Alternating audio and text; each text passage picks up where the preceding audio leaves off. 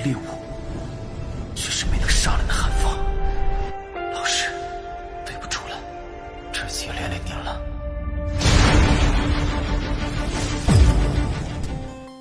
Hey, what's up guys? Selamat datang di Animasi Donghua Spoiler. Oke, bagi teman-teman yang baru join atau baru bergabung, jangan lupa klik tombol like-nya dan tombol subscribe-nya ya. Jangan lupa. Oke, sebelum kita memulai video ini, kita jangan lupa untuk seruput kopinya, kencangkan sabuk pengaman. Mari kita mulai.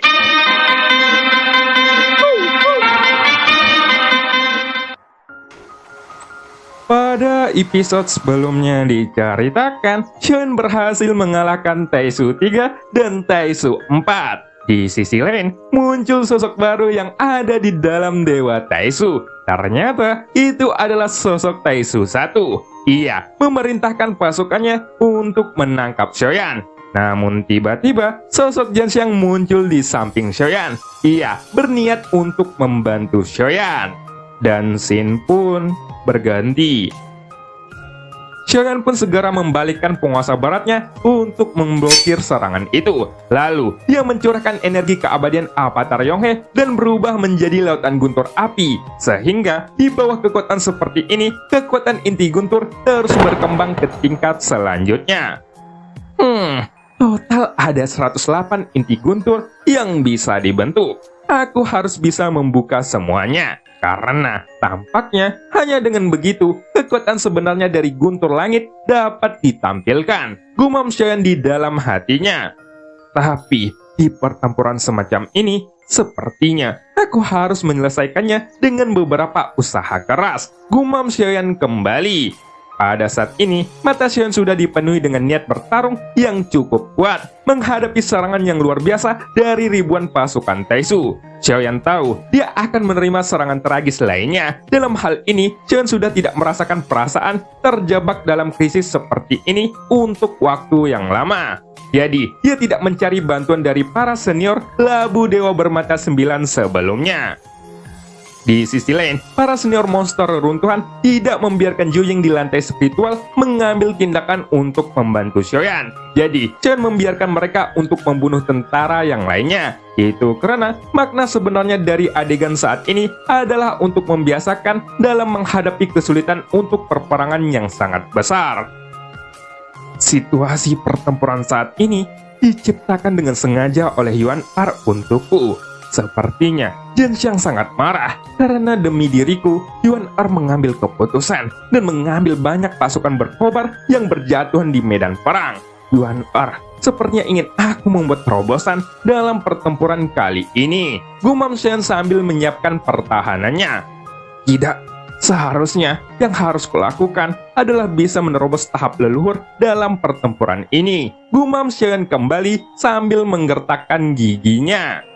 Xiaoyan sedang berpikir dalam benaknya ketika dia melambaikan penguasa barat di tangannya. Dia bisa memahami Jianxiang yang marah karenanya. Dan juga dia mengerti kenapa sang ratu tidak memilih untuk membantunya di saat yang kritis ini. Selain itu, apa yang diinginkan sang ratu saat ini sudah ada di dalam pikirannya. Adapun untuk Xiaoyan sendiri, dia belum pernah mendengar tentang ranah legendaris dari kultivator dewa, yaitu tahap leluhur. Dia juga belum pernah mendengar dari Janlao di masa lalu, dan orang-orang yang lainnya juga belum pernah mengatakan itu. Untuk mendapatkan pemahaman tentang kekuatan dari tahap leluhur kultivator dewa, Xiaoyan cukup kesulitan, karena hanya ada sedikit orang yang dapat mencapai ranah legendaris seperti itu. Jadi, tidak banyak orang di dunia ini yang mengenal tahap leluhur ranah dewa, dan Xiaoyan juga belum pernah sepenuhnya membuka ingatan dari dewa tertinggi. Pada saat ini, Xiaoyan masih kebingungan tentang ranah legendaris itu. Namun saat ini, sumber energi dan lautan bintang yang sangat besar di dalam tubuhnya telah menembus hingga 42 miliar sumber energi. Bintang kelahiran. Di mana bintang kelahiranku sebenarnya? Gumam Xiaoyan. Pikiran Xiaoyan pun terus menggemakan apa yang dikatakan sang ratu tentang ranah leluhur. Tetapi dia tidak dapat menemukan jejak bintang kelahirannya yang dikatakan dari mulut sebelumnya. Sekarang, sumber energi di tubuh Xiaoyan seperti sebuah banjir yang tidak terkendali. Dan itu semua masuk ke lautan bintang yang ada di dalam dantiannya. Semua energi ini tidak di bawah kendali Xiaoyan, dan mereka datang dengan sendirinya dari alam sekitar. Artinya, bahkan jika Xiaoyan ingin menghentikan pasokan energi yang meluap ini, sehingga sumber energi dan bintangnya tidak naik lagi, Xiaoyan tidak akan bisa untuk melakukannya. Sementara itu, Taisu 2 di kejauhan, dia melambaikan tangannya untuk memberi komando kepada pasukannya, yang kemudian dia pun berteriak dengan sangat keras. "Ayo serang bersama!" ucap Taisu 2. Kini, Taisu 2 sudah dekat dengan sosok Xiaoyan, dan ketika suaranya jatuh, lebih dari selusin pejuang Taisu, kristal merah di dada mereka tiba-tiba bersinar dengan sinar berwarna merah. Setidaknya, ada 5 kristal merah di armor palsu mereka, dan mereka semua memegang senjata yang penampilannya cukup mencengangkan. Semua senjata mereka terlihat sangat berharga, dan senjata mereka itu sejenis dengan pedang penghancur kekosongan yang sebelumnya digunakan Taisu 3 dalam pertempuran. Dengan kekuatan keabadian kuat yang bisa ditahan oleh senjata mereka, itu menunjukkan bahwa senjata mereka mengandung banyak emas Genjin. Jika tidak mungkin bagi sebuah senjata untuk mendukung kekuatan keabadian yang begitu kuat. Pada saat ini, kedua belah pihak tidak memiliki dialog yang berlebihan, karena pertempuran semacam ini tidak memerlukan omong kosong yang tidak perlu. Tujuan mereka sudah sangat jelas, yaitu menangkap Xiaoyan hidup-hidup. Selanjutnya, pasukan Taisu yang lainnya pun membuka pasukan berkobar di sekitar mereka, dan mereka memberi ruang bagi Taisu 3 dan pasukannya untuk menangkap Xiaoyan. Lebih dari selusin praktisi Taisu itu bergegas keluar dengan cepat, dan mereka melesat langsung ke arah sosok Xiaoyan. Pasukan Taisu ini menodongkan senjata mereka pada Xiaoyan, dan niat bertarung mereka sudah melonjak dengan sangat tajam. Lalu, tak lama kemudian, serangan dari pasukan para Taisu pun bergegas menuju Xiaoyan seperti membanjiri langit. Tetapi, pada saat ini, sayap dewa telah muncul dari belakang Xiaoyan, sehingga kecepatannya segera meningkat tajam, dan Xiaoyan terus menghindari serangan-serangan itu dengan intensif. Sementara itu, di kejauhan, Jushi memperhatikan pengapungan Xiaoyan dengan wajahnya yang terlihat serius. Dia tampaknya sedikit terkejut dengan kekuatan yang ditampilkan oleh Xiaoyan dalam perperangan ini. Tapi, dia masih tidak yakin bahwa Xiaoyan akan bisa menghadapi kepungan dari ribuan pasukan Taisu ini. Mungkinkah dia mempunyai kekuatan keabadian yang cukup kuat? Gumam Jushi sambil mengepalkan tangannya. Di bawah serangan semacam ini, bahkan langkah ke-6 mungkin tidak dapat menahan mereka. Aku tidak tahu apa yang bisa dilakukan orang itu untuk menyelesaikan krisis ini. Gumam Jushi kembali. Jushi sedikit menyipitkan matanya sambil memperhatikan penggabungan Xiaoyan. Situasi di medan perang yang membuat Xiaoyan menjadi target dunia Taisu tidak bisa dijelaskan oleh semua orang, termasuk Jushi. Sehingga di mata orang yang melihat medan perang di sekitar Xiaoyan, pengepungan dan penindasan yang dilakukan dunia Taisu, yaitu hanyalah teknik perang yang menargetkan orang yang paling kuat di antara pasukan Suanyin. Kecuali dia bisa memanggil pria perunggu tadi, dia mungkin akan bisa mengatasi pengepungan ini. Tapi jika tidak, tampaknya dia akan berakhir. Gumam Jushi. Kini, Jushi ada di barisan belakang, dan dia tidak memilih untuk bergabung ke dalam pertempuran. Meskipun tubuh aslinya tidak datang ke medan perang dan hanya mengandalkan 2 tubuh avatar yang digunakan dalam perperangan ini, tetapi Jushi tidak ingin terus kehilangan avatarnya, di mana sebelumnya dia sudah kehilangan avatar Yonghe yang direbut oleh Xiaoyan. Di sisi lain, Jushi juga tahu bahkan jika dia bergabung dalam pertempuran kali ini, dia tidak akan memberi pengaruh untuk perperangan, karena menang atau kalahnya perang semacam ini bukan lagi ditentukan oleh orang-orang dengan kekuatan yang setingkat dengannya. Faktanya, dengan perperangan kali ini, dunia Taisu tidak menggunakan taktik andalan mereka. Begitu pula dengan sang ratu, sehingga kedua belah pihak menemui jalan buntu yang cukup lama. Dan kebetulan, semacam ini disebabkan oleh kekuatan mereka sendiri.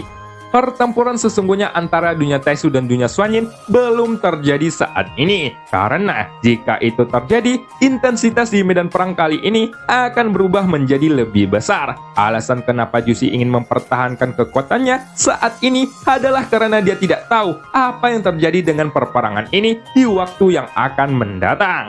Tentu saja, meski perperangan ini masih disebut sebagai pertarungan tingkat kecil, jika dibandingkan dengan Xiaoyan, Jushi tidak berani untuk terlibat di dalamnya, dan dia memilih untuk mengambil langkah yang lebih berhati-hati daripada menguji keberaniannya. Xin pun berpindah ke medan perang. Suara ledakan pun terus bergema di sana. Lebih dari selusin orang menghalangi jalan Xiaoyan saat ini. Tetapi dalam situasi ini, Chen terus menggunakan kekuatan dari sayap dewanya untuk menyerang dan menghindar dari serangan mereka. Kini, Chen bersaing dengan selusin prajurit Taisu yang kekuatannya bisa dikatakan setara dengan Taisu 3 dan Taisu 4 yang bertarung sebelumnya. Namun, dia masih berusaha untuk mengimbangi mereka semua. Hanya saja, suara ledakan benda tumpul yang terdengar barusan disebabkan oleh serangan yang mengenai tubuh Xiaoyan. Saat ini, meskipun dia bertarung dengan sekuat tenaga, tapi dia hampir tidak bisa bertahan dalam 100 putaran. Dan serangannya bahkan hampir gagal untuk mengenai mereka semua. Akan tetapi, dalam pengampungan kali ini, Xiaoyan terlihat seperti bola karet, di mana meskipun kecepatannya sangat cepat, dia masih tidak bisa menghindari serangan dari banyak orang. Tapi, karena kekuatan tubuhnya yang sudah meningkat ke tingkat yang selanjutnya, bahkan jika dirinya terkena serangan bertubi-tubi dari pasukan Taisu, setelah beberapa saat bertarung, tubuhnya sama sekali tidak mengalami luka parah. Armor dewa palsu yang menempel di tubuhnya sangat terkendali, dan itu menjadi pertanyaan bagi pasukan Taisu yang melihatnya. Untungnya, mereka juga mengetahui karakteristik dari armor dewa palsu, yang mana armor itu bisa diperbaiki menggunakan pil energi. Alasan kenapa Xiaoyan terlihat sangat lihai mengendalikan armor itu adalah karena kebetulan banyak pil energi yang tersimpan di dalam cincin penyimpanannya, sehingga dia menggunakannya untuk memperbaiki armor dewa palsunya yang terkena serangan langsung. Benda itu berubah menjadi lembaran cair dan menempel pada armornya, dan itu langsung memperbaiki lembaran aluminium di armor dewa palsu yang terbuka di tubuhnya, ucap salah satu pasukan Taisu yang melihat armor di tubuh Xiaoyan. Cepat, perkuat penyerangan, tekan dia, dan jangan biarkan dia di atas angin, ucap Taisu 2 yang meraung di medan perang. Dalam pertempuran yang begitu sengit seperti kali ini, 10 napas saja dapat mengubah banyak hal. Bahkan, mengubah situasi bisa terjadi dalam waktu yang singkat. Dan meskipun kedua tinju Xiaoyan masih sulit untuk mengalahkan para pasukan Taisu, waktu 10 napas ini masih cukup baginya untuk mundur. Tapi, yang anehnya, Xiaoyan tidak memilih untuk mundur, tetapi berhenti di tempat. Dan ketika diselimuti cahaya putih, tidak ada yang tahu bahwa sebenarnya Xiaoyan tidak bergerak di sana, tidak melakukan apa-apa sama sekali, seolah-olah dia tidak khawatir dengan pengepungan ini. Mengapa rasanya seperti akan ada firasat buruk? Gumam Zhenxiang sambil memandang Xiaoyan. Ketika melihat adegan ini, Zhenxiang tiba-tiba mencium sesuatu yang tidak enak di dalam hatinya. Meskipun itu hanya perasaan, dia selalu merasa bahwa Xiaoyan pasti sedang melakukan sesuatu yang sangat merepotkan. Sementara itu, ketika Zhenxiang masih memikirkan hal ini di dalam hatinya, tiba-tiba ada transmisi suara yang dikirimkan Xiaoyan dari kejauhan. "Senior, segera perintahkan semua orang dari pasukan api untuk meninggalkan tempat ini secepat mungkin," ucap Xiaoyan menggunakan kekuatan jiwanya. Kedatangan suara Xiaoyan ini tiba-tiba membuat Zhenxiang sedikit terkejut. Tetapi, Zhenxiang merasakan ancaman yang terkandung dalam metode yang ditunjukkan Xiaoyan barusan, sehingga dia dipaksa untuk mematuhi perintahnya. Di medan perang, perintah diberikan secara tiba-tiba ini mengejutkan semua orang. Pasukan api di tengah pertempuran tidak mengerti mengapa mereka harus mundur. Tetapi, meskipun mereka biasanya terpencar, mereka semuanya tetap setia kepada pemimpin mereka. Dan tidak ada yang menolak perintah dari Zhenxiang. Setelah Zhenxiang memberikan perintahnya untuk mundur, para pasukan api segera berlari ke belakang, seperti air pasang yang mengalir tanpa henti. Di sisi lain, kelompok Taisu sangat terkejut dengan adegan ini. Pertempuran sebenarnya masih sangat sengit, tetapi para pasukan api mundur secara tiba-tiba. Dan yang paling penting adalah mundurnya mereka sangat teratur, seolah-olah mendapatkan perintah dari orang lain.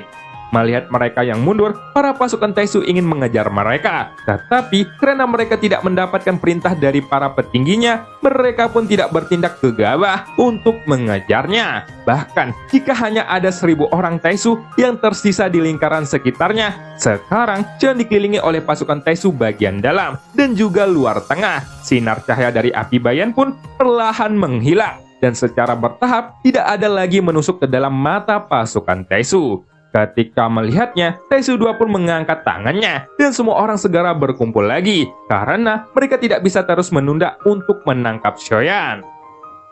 Kita akan menggunakan taktik yang sama. Aku akan menekannya, dan kalian akan mengekangnya, ucap Taisu 2 pada pasukannya.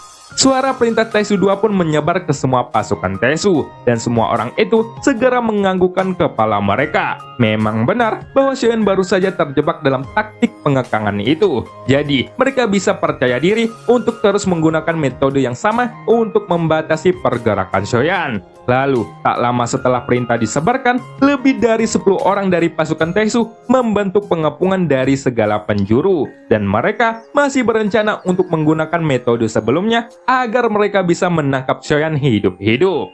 Para pasukan Taisu di sekitarnya juga sudah siap untuk bergerak. Jadi, selama api bayan di sekitar Shoyan sudah menghilang sepenuhnya, tampaknya mereka akan menerkam Shoyan layaknya seekor harimau. Sinar bayan pun akhirnya menghilang seiringnya berjalannya waktu. Lalu, sosok Shoyan juga muncul di mata pasukan Taisu, dan mereka melihat Shoyan yang berdiri di udara dengan tenang. Ketika melihat penampilannya, sepertinya tidak ada perubahan di wajah Shoyan, yang bahkan dia tidak terlihat panik sedikit pun. Oh, aku sudah meremehkanmu. Teknik barusan adalah satu-satunya kesempatanmu untuk melarikan diri. Tapi tidak apa-apa. Bahkan jika kamu ingin kabur, kamu tidak akan dapat melakukannya. Selama kamu mengatakan yang sebenarnya dan menyerah pada dunia Taisu, hidupmu tidak akan berakhir, ucap Taisu 2 sambil memandang Shoyan. Saat ini, Shoyan bagaikan kura-kura di dalam guci di mata Taisu 2, di mana dia tidak mungkin untuk melarikan diri dari pengepungan dan juga penindasan yang dilakukan semua pasukannya. Akan tetapi, Shoyan hanya tersenyum ketika mendengar itu. Dengan ada lelucon di senyumannya, dia melihat para pejuang Taisu yang mengelilinginya saat ini. Ditambah Taisu 2 dan yang lainnya, ada sekitar 1.000 pejuang Taisu yang sedang mengepungnya. Scene pun berpindah ke pihak dunia Suanyin. Saat ini, pasukan berkobar sang ratu semuanya sudah mundur ke barisan belakang, dan mereka sudah berada dalam jarak 10.000 kaki dari pasukan Taisu. Hanya dengan cara inilah, Chen bisa merasa lega. Dia pun segera mengepalkan tinjunya dengan erat untuk menghadapi kerumunan Taisu yang mengepungnya. Tampaknya, dia benar-benar tidak memiliki kesempatan untuk melarikan diri. Siapapun dengan mata yang tajam dapat melihat bahwa Chen tidak pernah berpikir untuk melarikan diri. Tapi, keputusan yang diambil di depan pengepungan dari ribuan pasukan Taisu ini mengejutkan semua orang, termasuk Jian Xiang. Mata Jian Xiang pun menyusut. Menurutnya, dalam situasi krisis seperti ini, belum lagi Shoyan. Bahkan jika dia takut untuk melarikan diri dari pengepungan semacam itu, dia akan kehilangan setidaknya 3 lapisan kulitnya jika dia tidak akan mati. Dalam pengepungan semacam ini, kecuali dia mempunyai kekuatan dari langkah ke-8 Kaisar Keabadian, dia akan bisa mengatasinya. Sebaliknya, dengan kekuatannya saat ini, bahkan jika dia mempunyai tubuh abadi, dia akan sulit untuk lolos dari mereka, gumam Jian Xiang di dalam hatinya. Tapi, apa maksudnya menyuruh kita mundur? Mungkinkah dia ingin meledakkan dirinya sendiri? Gumam Jian Xiang kembali. Melihat situasi pertempuran, Jian Xiang benar-benar tidak tahu kartu truf apa yang akan dimiliki Shoyan untuk menghadapi serangan Jenderal Taisu yang dipimpin oleh Taisu 2. Untuk mampu menahan kesulitan seperti itu, ini membuat Jianxiang bertanya-tanya metode apa yang akan digunakan Xiaoyan untuk menyelesaikannya. Meledakkan diri adalah pilihan terburuk yang diperkirakan oleh Jianxiang. Tapi dia tidak percaya bahwa Xiaoyan akan memilih untuk meledakkan dirinya meskipun kekuatan Xiaoyan tidak sekuat itu. Tetapi penampilannya yang masih tenang tidak menunjukkan bahwa dia ingin meledakkan diri. Jika bukan karena pertempuran kuno, sang ratu tidak akan jatuh. Apalagi begitu banyak kultivator keabadian di zaman itu. Tapi sekarang sumber daya mereka telah dirampok oleh para bajingan itu. Jadi tidak heran semakin sedikit kultivator keabadian yang lahir di dunia Xuanyin. Kekuatan keabadian yang bisa diserap saat ini kurang dari 1% dari sebelumnya. Belum lagi untuk meningkatkan kekuatan yang bahkan untuk mempertahankannya saja sudah menjadi sangat sulit. Gumam Jianxiang. Kalau saja kekuatan kita dan juga sang ratu tidak berkurang, sampah seperti dunia Tesu tidak akan bisa membuat masalah di dunia Xuanyin. Gumam Jianxiang. Jianxiang mengepalkan tinjunya dengan erat ketika bergumam. Sebenarnya, jika kekuatannya masih setara dengan kekuatannya di zaman dulu, dia akan bisa membunuh pasukan Taisu ini sendirian. Akan tetapi, karena penjarahan sumber daya yang dilakukan dunia Taisu, energi keabadian di dunia Xuanyin semakin menipis, sehingga kultivator dewa di dunia Xuanyin sangat sulit untuk menembus ranah keabadian. Sedangkan untuk kultivator yang sudah mencapai keabadian, mereka tidak bisa meningkatkan kekuatan mereka. Mereka mengalami kemacetan dalam kultivasi, yang bahkan terjadi penurunan dalam hal kekuatan bertempur.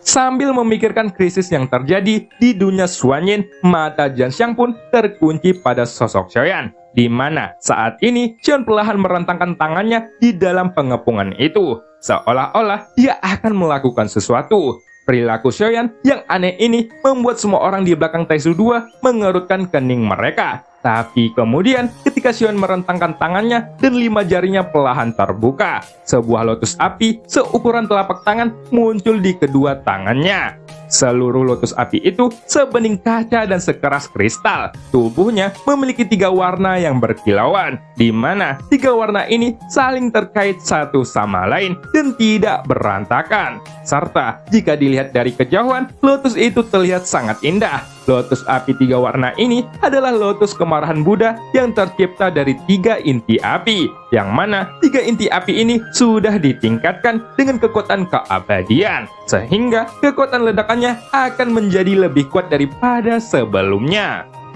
Lihatlah harta macam apa yang akan dia gunakan, ucap seseorang di belakang Jianxiang yang melihat teratai api Xiaoyan. Tak lama kemudian, Xiaoyan pun menembakkan lotus api 3 warna itu ke pasukan Taisu, dan ledakan besar pun terjadi di medan perang. Kekuatan penghancurnya sangat dahsyat, yang bahkan mengejutkan semua orang pasukan api. Lotus api macam apa itu? Harta yang sangat menakutkan. Kekuatannya yang meletus sama sekali tidak setara dengan kekuatan orang itu saat ini, ucap Jianxiang dengan bingung sambil menatap Xiaoyan. Sebenarnya, Jianxiang tidak terkejut dengan ledakan kekuatan yang dipancarkan dari lotus api itu. Tetapi, karena lotus api itu dikeluarkan oleh Xiaoyan, itu membuatnya aneh. Karena, menurutnya, dengan kekuatan yang begitu kuat dari lotus api itu, Xiaoyan tidak mungkin untuk meredakan kekuatan yang begitu kuat. Tekanan dari lotus api 3 warna ini benar-benar melampaui kekuatan Xiaoyan sendiri, sehingga Jianxiang merasa kebingungan dengan kemunculannya. Jangkauan dan ledakannya yang luas dari teratai api ini sangatlah luar biasa. Itu meliputi hampir seluruh dari ribuan pasukan Taisu, sehingga dalam kejadian ini, kecuali ada yang kabur dari awal, tidak ada cara untuk mundur dalam jangkauan sebesar itu. Itulah mengapa 1000 praktisi Taisu yang mengepung Xiaoyan tadi semuanya teredam dalam lautan api yang tercipta dari ledakan lotus api kemarahan Buddha Xiaoyan, dan tidak ada yang tahu apakah mereka bisa bertahan atau tidak di dalam lautan api yang dahsyat itu, meskipun mereka mempunyai kekuatan pertahanan yang kuat dari armor dewa palsu mereka. Dan cerita pun berakhir. Sampai jumpa di episode selanjutnya.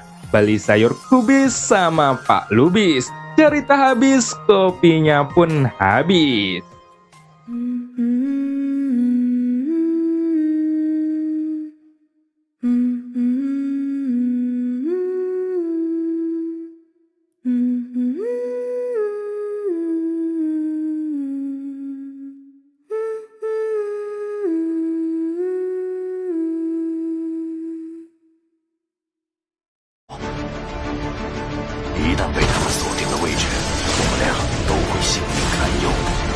所有的隐忍，只为了这一天。我已经等待了太久。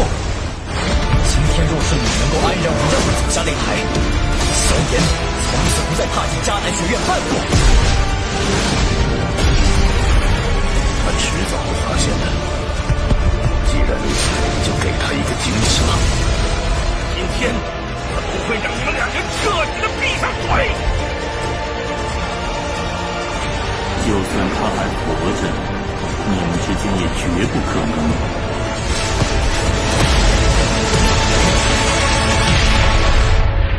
加玛帝国云岚宗，我萧炎回来了。